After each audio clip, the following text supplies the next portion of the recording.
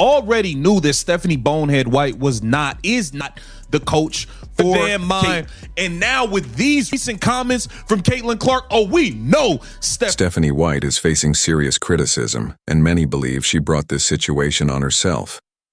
After Caitlin Clark appeared on national television and explained the style of play she wants to model her game after, fans quickly noticed the irony. It's the same style White has openly criticized in the past.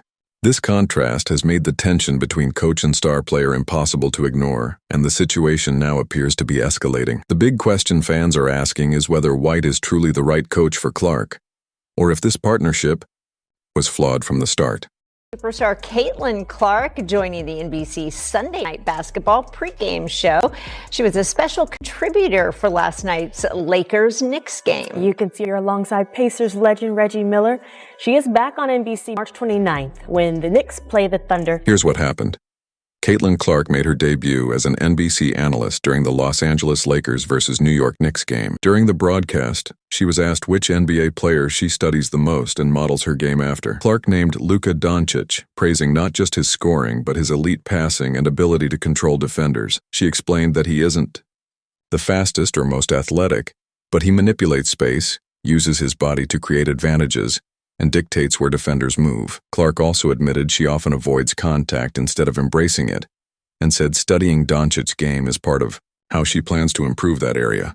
For someone you watch even more specifically because there's things in his game maybe you want to add to yours in the league?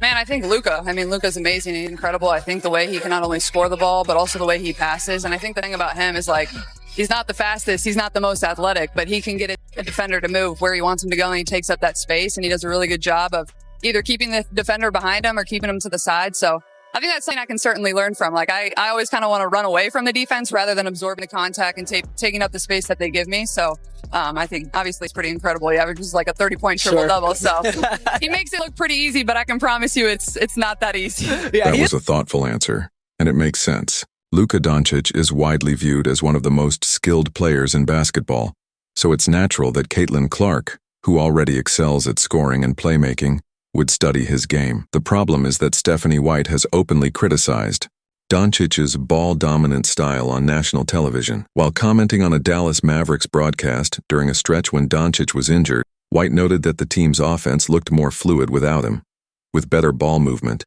and more player involvement. In other words, she questioned an offense built around one dominant creator.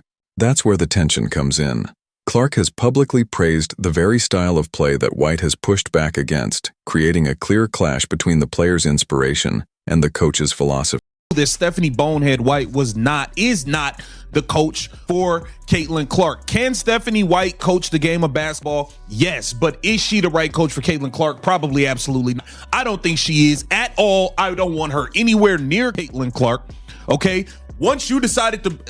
You put that girl at small forward in a damn... Here's where things get especially awkward for Stephanie White. Caitlin Clark is a high-usage player whose game is built around controlling the ball, creating her own shots, and setting up teammates. That ball-dominant role is central to her identity. Yet it's the exact style White has publicly questioned. Clark has said she wants to model parts of her game after Luka Doncic, becoming more comfortable dictating tempo, operating in isolation, and embracing that lead creator role. White's comments, however, point to a preference for constant ball movement and shared offensive responsibility. Those are fundamentally different basketball philosophies, and the contrast is hard to ignore. That tension has also shown up in how White has coached the Indiana Fever. At times, the offense has run more through Aaliyah Boston as a facilitator rather than consistently putting the ball in Clark's hands to initiate plays. That approach has fueled the perception of a philosophical gap between coach and player, raising real questions about how smoothly this partnership can work moving forward. Under Stephanie White, the Indiana Fever have shifted toward a motion-based offense built on constant passing and shared responsibility, rather than isolating Caitlin Clark and letting her create one-on-one. The approach appears designed to lower Clark's usage rate, a major change from the style that powered much of the Fever's offensive success during her rookie season. After the Olympic break last year, the team became one of the league's most dynamic offenses, with Clark running pick and rolls, hitting deep threes, threading passes through tight defenses, and controlling the tempo of games. The system was efficient, the wins increased, and the offense drew widespread attention.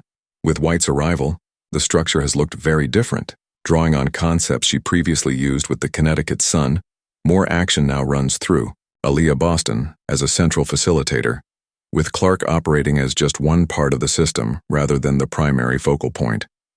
That philosophical shift has fueled debate over whether the current scheme actually maximizes Clark's strengths or moves the team away from what once made it so effective. Many fans tune in to watch Clark drive the offense, not to see her minimized within a rigid system, and moves like experimenting with her at small forward have only intensified questions about whether her impact is being limited. That either reflects serious incompetence or intentional mismanagement. Either way, it's unacceptable. The fact that it even happened highlights how disconnected White appears from the reality of what drives the Indiana Fever's success. The situation with Ariel McDonald only intensified the controversy, as Stephanie White showed a willingness to play another point guard over Caitlin Clark in the role she thrives in.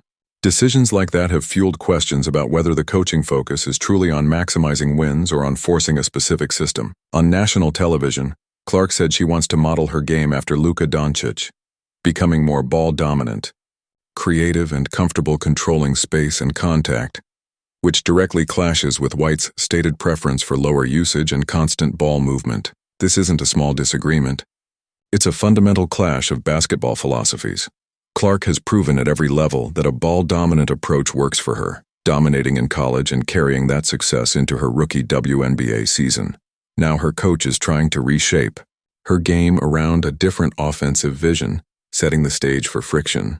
No one doubts White's ability to coach, but being a good coach and being the right coach for Clark are two very different things. By moving Clark out of position, limiting her role, and prioritizing others like Aaliyah Boston, White risks blunting the Fever's offense, alienating their star, and hurting fan interest. Great coaches adapt to elite players, not the other way around.